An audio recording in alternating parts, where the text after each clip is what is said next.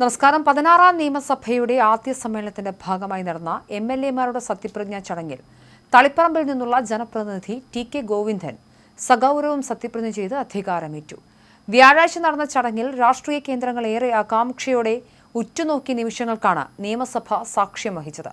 സത്യപ്രതിജ്ഞയ്ക്കായി പേര് വിളിച്ചതോടെ നടുത്തളത്തിലെത്തിയ TK. ഗോവിന്ദനെ UDF അംഗങ്ങൾ കയ്യടികളോടെയാണ് വരവേറ്റത്.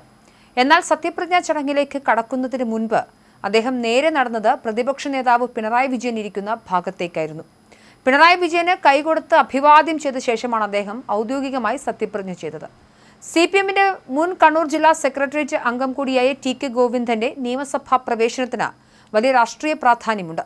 CPMന്റെ ശക്തമായ കോട്ടയായ തളിപ്പറമ്പിൽ പാർട്ടി സംസ്ഥാന സെക്രട്ടറി MV ഗോവിന്ദന്റെ ഭാര്യയും ജനാധിപത്യ മഹിളാ അസോസിയേഷൻ നേതാവുമായ PK ശ്യാമളയെ 12,551 വോട്ടുകളുടെ ഭൂരിപക്ഷത്തിന് പരാജയപ്പെടുത്തിയാണ് അദ്ദേഹം അട്ടിമറി വിജയം നേടിയത്.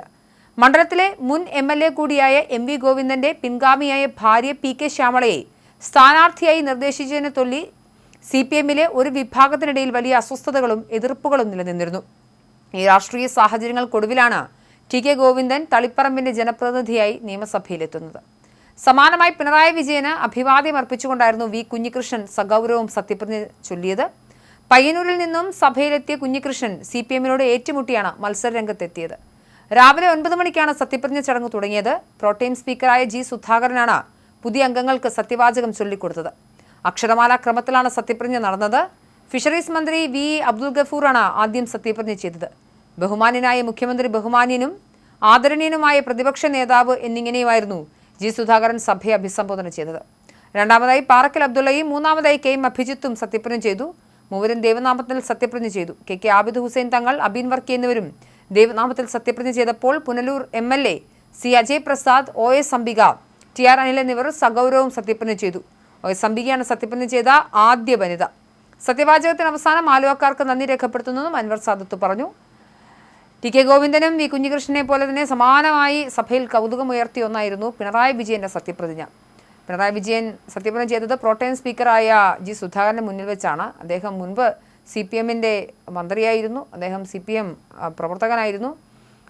CPMൽ നിന്നും അദ്ദേഹം ഇറങ്ങിപ്പോന്നതോടുകൂടി പിണറായി വിജയൻ ചെറ്റ എന്ന് വിളിച്ച വ്യക്തിയായിരുന്നു G. സുധാകരൻ.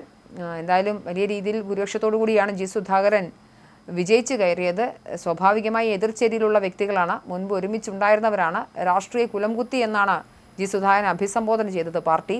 ഈ ഘട്ടത്തിൽ G. സുധാകരന് മുന്നിൽ പിണറായി വിജയൻ സത്യപ്രതിജ്ഞ ചെയ്യുമെന്ന ചോദ്യം ബാക്കിയായിരുന്നു. എന്തായാലും ആകാംക്ഷയോടെ കൂടിയാണ് ആളുകൾ അത് നോക്കിയത്. എന്തായാലും അതും സംഭവിച്ചു എന്ന് മാത്രമല്ല, അദ്ദേഹം സ്പീക്കർ ഡൈസിൽ പോയി ഹസ്തദാനം നടത്തിയതിന് ശേഷമാണ് സ്വന്തം സീറ്റിലേക്ക് മടങ്ങിയിരുന്നത്.